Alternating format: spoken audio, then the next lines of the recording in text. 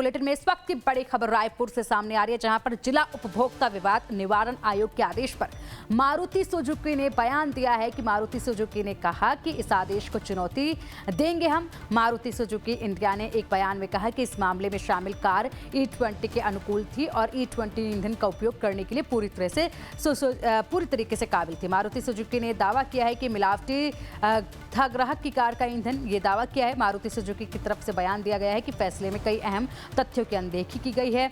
Maruti Suzuki के honour manual का हवाला देकर सफाई दी गई है। ग्राहक की गाड़ी बदलने के आदेश के खिलाफ कानूनी लड़ाई लड़ेगी मारुति, ये कहा जा रहा है। तो एक आदेश दिया गया था जिसमें एथेनॉल के इस्तेमाल के बाद गाड़ी में काफ़ी दिक्कतें आई थी, जिसके बाद कोर्ट तक ये मामला पहुंचा था, जिसके बाद अब कंज्यूमर कोर्ट तक ये मामला पहुंचा, जिसके बाद अब यहाँ पर मारुति ने एक बयान साझा किया है और उन्होंने कहा है कि उनकी कार एथेनॉल के लिए पूरी तरीके से सही थी। मिलावटी था ग्राहक की कार का ईंधन, ये मारुति कह रही है। मारुति की तरफ से कहा जा रहा है कि जो ईंधन डलवाया गया था, जो पेट्रोल कार में डलवाया गया था, वो मिलावटी था, लेकिन एथेनॉल के लिए कार बिल्कुल सही थी, ये दावा किया जा रहा है। कंज्यूमर कोर्ट के आदेश को मारुति सुजुकी अब चुनौती देगी। मारुति सुजुकी की तरफ से कहा गया है कि अब हम कंज्यूमर कोर्ट के इस आदेश को चुनौती देंगे, उसके बाद देखना होगा कि क्या कुछ निकलकर इसमें सामने आता है।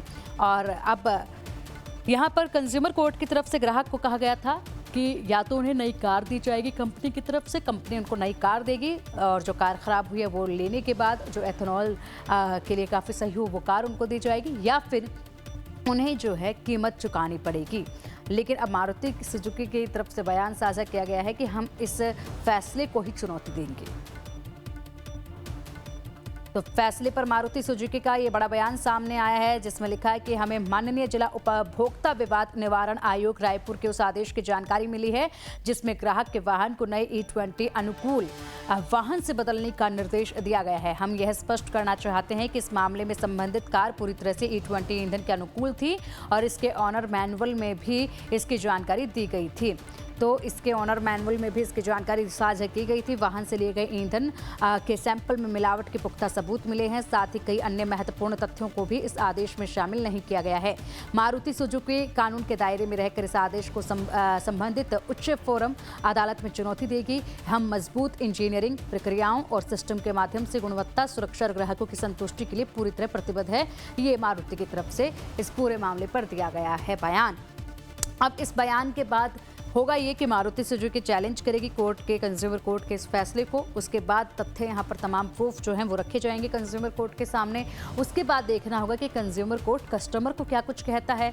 और अगर यहाँ पर ईंधन में मिलावट थी तो जिस पेट्रोल से ये ईंधन डलवाया गया था, जिस पेट्रोल पंप से ये ईंधन डलवाया गया था, उसके बाद ये कार्रवाई वहाँ तक भी पहुँच सकती है, क्योंकि मिलावटी पेट्रोल बताया गया है, ईंधन मिलावटी बताया गया है, जिसकी वजह से दिक्कत हुई है। और कहा जा रहा है कि E20 के लिए तो बिल्कुल सही थी ये कार, लेकिन जो ईंधन इसमें डलवाया गया था उसमें काफ़ी हद तक मिलावट थी और उसके तथ्य प्राप्त पा चुके हैं, जिसको पेश किया जाएगा। और अब यहाँ जहाँ से पेट्रोल डलवाया जा रहा था, ईंधन डलवाया जा रहा था, वहाँ तक भी कार्रवाई जा सकती है, क्योंकि यहाँ पर कस्टमर को जब इसकी जानकारी साझा की जाएगी तो कस्टमर की प्रतिक्रिया क्या रहेगी ये देखना होगा इस पर। और इसी के साथ क्या कस्टमर अब उस पेट्रोल पंप तक पहुँच पाएगा जहाँ से इस कार में ईंधन डाला जाता था, जिसकी वजह से मिलावट का यहाँ पर दावा मारुति सुजुकी कर रही है।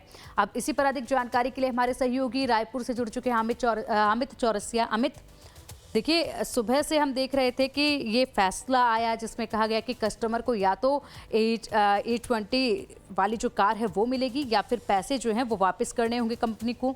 लेकिन अब कंपनी कह रही है कि E20 के लिए तो हमारी कार सही थी, ये जानकारी भी साझा की गई थी, लेकिन यहाँ पर ईंधन में ही मिलावट थी जिसकी वजह से ये खामियां आई हैं। और ऐसे में अब कंज्यूमर कोर्ट के इस फैसले को चुनौती मारुति सुजुकी देगी। बिल्कुल, अगर जिस तरीके से बात करें, कंज्यूमर कोर्ट रायपुर ने यहाँ पर 14 महीने की जो सुनवाई हुई उस दौरान उन्होंने यह देखा कि कंज्यूमर कितनी बार वहां पर गया और उसके बाद उनकी गाड़ी की टैंक की सफाई करके दे दी गई और उसके बाद गाड़ी 10 से 20 किलोमीटर चली फिर बंद हो गई। ऐसे में ना केवल जो कंज्यूमर था उसके परिवार पूरी तरह से परेशान हुआ, कई बार उन्हें ऑटो से घर जाना पड़ा गाड़ी को खड़ी करके। तो ऐसे में मानसिक और शारीरिक परेशानी का सामना यहाँ पर डॉक्टर प्रेम प्रकाश को करना पड़ा है। तो ऐसे में जो डॉक्टर देवता है उन्होंने स्पष्ट तौर पर लगभग जब कंपनी ने उनका साथ नहीं दिया तब उन्होंने कंज्यूमर कोर्ट की शरण ली। अप्रैल 2024 में उन्होंने कोर्ट की शरण ली और लगातार 14 महीने तक यहाँ पर कंज्यूमर कोर्ट ने सारी दलीलों को सुना। दलीलों को सुनने के बाद जिस तरह का रवैया कंपनी का रहा तो उस पर उन्होंने यह आदेश जारी किया कि आपको एक नई कार देनी पड़ेगी, क्योंकि कहीं ना कहीं यहाँ पर जिस तरीके से इस आदेश को सिरे से खारिज करके चुनौती देने की बात अगर कंपनी कर रही है तो ऐसे में न केवल सबसे बड़ी चीज है कि इस कंपनी ने जो उन्हें कार दी थी तो वो 1.5 साल पहले बनी थी और 1.5 साल बाद उसकी डिलीवरी हुई है। तो मैन्युफैक्चरिंग डिफेक्ट इसमें है।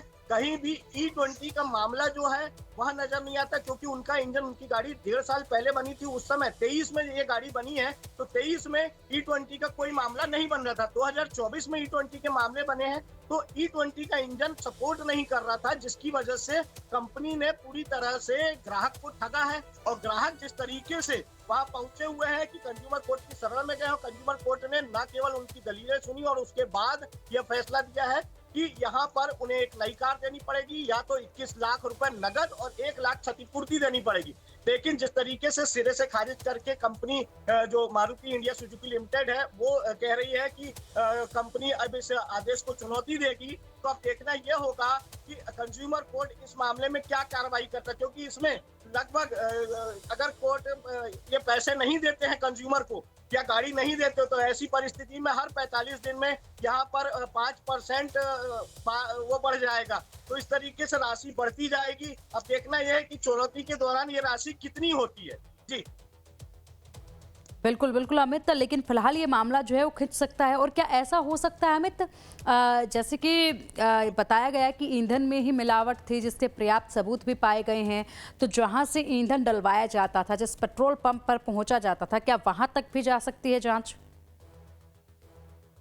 बिल्कुल, अगर जांच की बात करें तो अब मारुति सुजुकी इंडिया लिमिटेड के रवैये के बाद स्पष्ट तौर पे कहा जा सकता है कि जांच इसकी की जा सकती है। लेकिन जो जांच में हमने कल जो जिनकी अतिरिक्त बेंच ने, जो प्रशांत कुंडू की अतिरिक्त बेंच है 2 सदस्यीय, उन्होंने इस आदेश को पारित किया। उन्होंने स्पष्ट तौर पर हम लाइव टाइम से बात करते हुए कहा कि जो E20 का मामला है उसमें E20 फ्यूल 20% होना है, लेकिन उसमें मात्र 6 से 7% ही पाया गया। तो 6 से 7% तो हर गाड़ी में इस समय हो सकता था, लेकिन ये गाड़ी 6 से 7% में कैसे सीज हो रही है, क्योंकि कहीं ना कहीं ये जो मिलावटी पेट्रोल है उसको ये सपोर्ट नहीं कर रही थी। ये 2023 की बनी गाड़ी है। ऐसे में कंज्यूमर पूरी तरीके से ठगा महसूस कर रहा है और मारुति इंडिया सुजुकी लिमिटेड स्पष्ट तौर पर अपना बचाव करने के लिए, अपनी कंपनी को पाक साफ बताने के लिए अब इस तरह की चुनौती देने की बात कह रही है। लेकिन अब देखना यह है कि जांच किस स्तर पर जाती है। अगर फ्यूल पंप पे, क्योंकि कई फ्यूल पंप में कई बार 5 बार कंपनी ने खुद उस फ्यूल टैंकों को साफ करके दिया है, तो ऐसे में उसके बाद वो फिर और ये भी कहते हैं कि हमारे पास जब गाड़ी रहती थी तब वो ठीक चलती थी और कंज्यूमर के पास जाती थी तो खराब हो जाती। तो ये ऐसा संभव नहीं है। ऐसे में कंपनी कहीं ना कहीं अपनी कुछ चीजों को छुपाने की कोशिश कर रही है। ठीक है अमित, बहुत शुक्रिया आपका इन तमाम जानकारियों के लिए। इस कार्रवाई पर आप नजर बनाए रखेगा, अपडेट आपसे हम लेते रहेंगे। फिलहाल के लिए बहुत शुक्रिया। तो इथेनॉल मिक्स्ड पेट्रोल यानी कि E20 को लेकर देश में विवाद बढ़ता जा रहा है। इथेनॉल से इंजन में खराबी के आरोपों को सरकार सिरे से खारिज कर चुकी है। केंद्रीय परिवहन मंत्री नितिन गडकरी कई बार दावा कर चुके हैं कि E20 से गाड़ियों के इंजन में खराबी की शिकायतें फर्जी और निराधार हैं। E20 सभी पेट्रोल गाड़ियों में इस्तेमाल के लिए उपयुक्त है, लेकिन रायपुर से सामने आए कार में गड़बड़ी के मामले ने गडकरी के दावों को यहां पर सवाल खड़े करना शुरू कर दिया है। रायपुर कंज्यूमर कोर्ट ने E20 पेट्रोल को लेकर कार कंपनी पर बड़ा जुर्माना ठोका है। E20 को लेकर पहले से ही लोगों में कई तरह के सवाल हैं। कंज्यूमर कोर्ट की फटकार के बाद यह मुद्दा और भी ज्यादा गर्मा गया है। E20 पेट्रोल को लेकर लोगों में किस तरह की शंकाएं हैं और केंद्रीय मंत्री नितिन गडकरी का क्या दावा है, यह आपको बताएंगे। लेकिन सबसे पहले बात रायपुर कंज्यूमर कोर्ट के उस आदेश की कर लेते हैं जो सामने आया है। दरअसल कंज्यूमर कोर्ट ने E20 की वजह से एक डॉक्टर की कार में आई खराबी को लेकर कार कंपनी पर बड़ा जुर्माना लगाया। कंज्यूमर कोर्ट ने इसे सर्विस में कमी माना है और आदेश दिया है कि 45 दिन के भीतर कंपनी पुरानी कार वापस ले और कस्टमर को नई मॉडल की E20 ईंधन के अनुकूल इंजन वाली कार दे।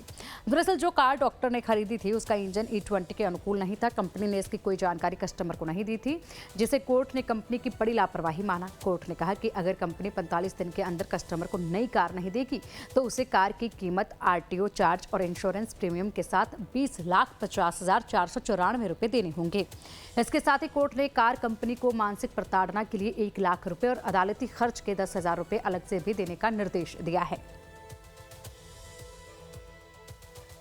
इसमें डॉक्टर प्रेमराज देवता जो किडनी स्पेशलिस्ट हैं उनके द्वारा 3/6/2024 को एक ग्रांड विटारा गाड़ी लिए। 3/6 के बाद में 11/11/2024 को ही उस गाड़ी में प्रॉब्लम आ गया। इंजन में पेट्रोल जो डैशबोर्ड में जो रहता है इंडिकेशन उसमें इंजन में प्रॉब्लम है ऐसा आया, फिर इंजन बंद हो गया। तो उसको सर्विस सेंटर में दिए बनाने के लिए, लेकिन वो बना के दिए। उनका कंपनी का ये कहना था जो सर्विस सेंटर का कि गाड़ी में पेट्रोल में मिक्स है, कुछ मिक्स पेट्रोल है, असली अच्छा पेट्रोल नहीं है, इस कारण से इसमें समस्या है। आइए बताते हैं कि क्या है ये पूरा मामला। दरअसल डॉक्टर प्रेमराज ने जून 2024 को मारुति सुजुकी की कार खरीदी थी, लेकिन खरीदने के कुछ महीने बाद ही कार में दिक्कतें आने लगी। E20 पेट्रोल भरवाते ही कार बार बार बंद हो रही थी। खराब माइलेज, मिस फायरिंग के साथ गाड़ी की क्षमता में धीरे धीरे कमी आने लगी।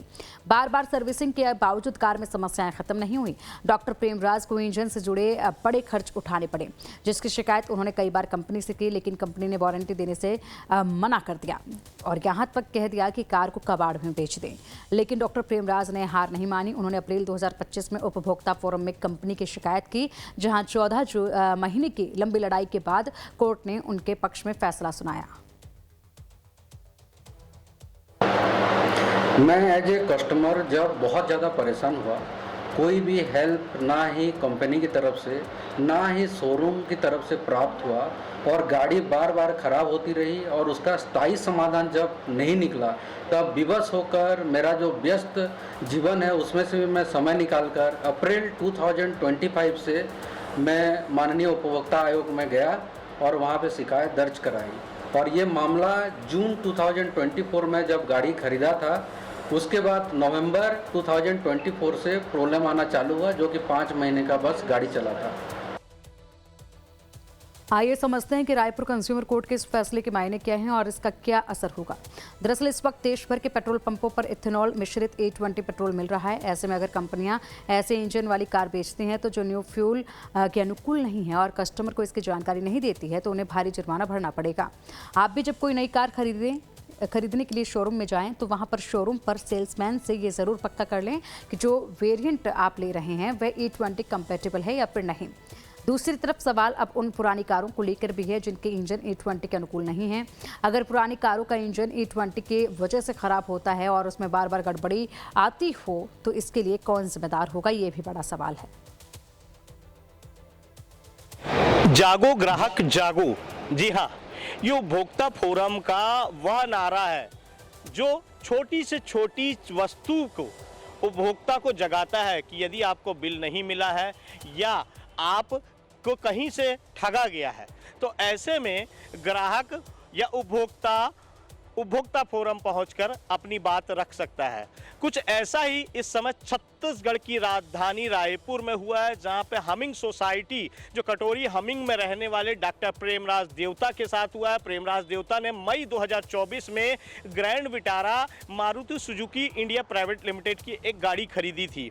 उस गाड़ी को लेकर उन्हें जो गाड़ी दी गई, मैन्युफैक्चरिंग डेट अलग है और जो डिलीवरी है वो 1.5 साल बाद की है। तो ऐसे में यहाँ E20 फ्यूल के कारण उनकी गाड़ी पल पल में बंद हो जाती थी। 2-4-10 किलोमीटर चलने के बाद वह बार बार बंद होती थी और इसके बाद उन्होंने उपभोक्ता फोरम का दरवाजा खटखटाया। तो यहाँ इंडिया जो मारुति सुजुकी इंडिया लिमिटेड है उसने भी अपने पक्ष रखे, लेकिन बेंच पूरी तरह से कंपनी के वकीलों द्वारा दी गई दलीलों से संतुष्ट नहीं हुआ और उन्होंने उपभोक्ता के पक्ष में अपना फैसला दिया है। ये एक बड़ी बात है। छत्तीसगढ़ की राजधानी रायपुर में देश का पहला E20 की शिकायत का केस आया, जिसमें न केवल उपभोक्ता के पक्ष में पूरी तरह जो निर्णय दिया गया है, अब उपभोक्ता को यहाँ पर मारुति इंडिया सुजुकी लिमिटेड एक नई कार देगी जो E20 जो एथेनॉल मिक्स पेट्रोल है उसको सपोर्ट करती नजर आएगी। कंज्यूमर कोर्ट पे कार कंपनी ने माना है कि E20 फ्यूल की वजह से इंजन में खराबी आई, क्योंकि इंजन E20 फ्यूल एफिशिएंट नहीं था। अब अहम सवाल यह है कि क्या दूसरी कारों में भी इस तरह की गड़बड़ी आ सकती है जिनमें इंजन E20 एफिशिएंट नहीं है। लेकिन केंद्रीय मंत्री नितिन गडकरी एथेनॉल से इंजन में खराबी के आरोपों को सिरे से खारिज कर चुके हैं। आइए आपको सुनाते हैं कि लाइफ टाइम्स के साथ एक्सक्लूसिव बातचीत में नितिन गडकरी ने क्या कहा था। इथेनॉल डालने के कारण जिनकी कार खराब हुई उससे एक तो भी व्यक्ति आपको मिला है क्या? मिला आपको? ना। तो कोई किसी को नहीं मिला। ये कहां से आते हैं सोशल मीडिया में अपनी कार दिखा दिखा के। और मैं तो 2004 से ये बात कह रहा हूं। ऑटोमोबाइल इंडस्ट्री और सरकारी आंकड़ों के मुताबिक देश के 80% से ज्यादा कारों और दोपहिया वाहन E20 ईंधन के लिए पूरी तरह से फिट या प्रमाणित नहीं हैं। 2023 से पहले बनी अधिकांश कारें E20 फ्यूल के लिए कंपैटिबल नहीं हैं। पुरानी कारों का 5% या फिर 10% एथेनॉल के लिए ही डिजाइन किया गया था। अप्रैल 2023 के बाद सभी कारों के इंजन E20 के अनुकूल डिजाइन किए गए हैं। लेकिन परिवहन मंत्री नितिन गडकरी ने कई बार जोर देकर कहा है कि 2023 से पहले की बनी कारों को भी बिना किसी बदलाव के E20 पर चलाया जा सकता है। किसी भी कार में इथेनॉल की वजह से कोई गड़बड़ी नहीं आ सकती है। E20 की वजह से गाड़ी में खराबी की शिकायतें फर्जी और मनगढ़ंत है। E20 के खिलाफ कंटेंट बनाने को लेकर पुणे में 3 कंटेंट क्रिएटर के खिलाफ शिकायत दर्ज कराई गई है। इसमें सिर्फ माइलेज में 1 से 6% तक की गिरावट देखने को मिलती है। सुनिए नितिन गडकरी ने इसको लेकर क्या बयान दिया है। ये बात जरूर है कि अब इथेनॉल डालने के लिए इसके बाद सब टेस्टिंग हमारी कंपनियों ने किया। अब नई गाड़ियों में तो उसके वॉशर्स वगैरह भी बदल के आते हैं और इसलिए जब गाड़ी के ऊपर जो प्रयोग हुए उसके बाद ये योजना आई। पहली बात तो ऐसी है कि इथेनॉल 1500 करोड़ इस देश में होता है। इथेनॉल का रेट भारत सरकार कैबिनेट में तय करती है। इथेनॉल की पॉलिसी पेट्रोलियम मिनिस्ट्री तय करती है। लेकिन एक तरफ नितिन गडकरी का दावा है कि दूसरी तरफ रायपुर का ये मामला जिसमें डॉक्टर प्रेमराज की कार E20 फ्यूल की वजह से खराब हुई है और कंज्यूमर कोर्ट ने कंपनी पर भारी जुर्माना लगा दिया। अब सवाल ये है कि अगर 2023 से पहले की बनी कारों को इंजन में E20 कंपैटिबल नहीं है तो फिर कार में शिकायत क्यों आई और कंपनी ने क्लेम देने से मना क्यों कर दिया। इस मामले के बाद पुरानी कारों के मालिकों की टेंशन और भी ज्यादा बढ़ गई है। इस मुद्दे पर एक्सपर्ट्स का क्या कुछ कहना है, आइए आपको सुनवाते हैं। पहली बात तो मैं आपके सवाल को ही चैलेंज करता हूँ। हमारे हिसाब से तो कोई भी ऐसा कोई मेजर प्रॉब्लम नहीं आ रहा है गाड़ियों में। 2-3 बातें ज़रूर हैं। पहले E10 फ्यूल लॉन्च हुआ, उसको भी लॉन्च हुए करीब 5-7 साल हो गया। 1.5-2 साल से E20 फ्यूल ऑलरेडी आ रहा है। E20 कंप्लाइंट गाड़ियाँ आ रही हैं। तो जो E20 कंप्लाइंट गाड़ी है उसमें तो कोई भी सवाल ही नहीं उठता कि किसी भी टाइप की गड़बड़ी हो, क्योंकि ये गाड़ियां जो हैं सरकारी एजेंसी, चाहे वो ICAT हो चाहे ARAI हो, इनसे सर्टिफाइड और टेस्टेड गाड़ियां रहती हैं। तभी ये OEMs जो मैन्युफैक्चरर जो है तभी ये गाड़ी बाज़ार में लॉन्च कर सकते हैं।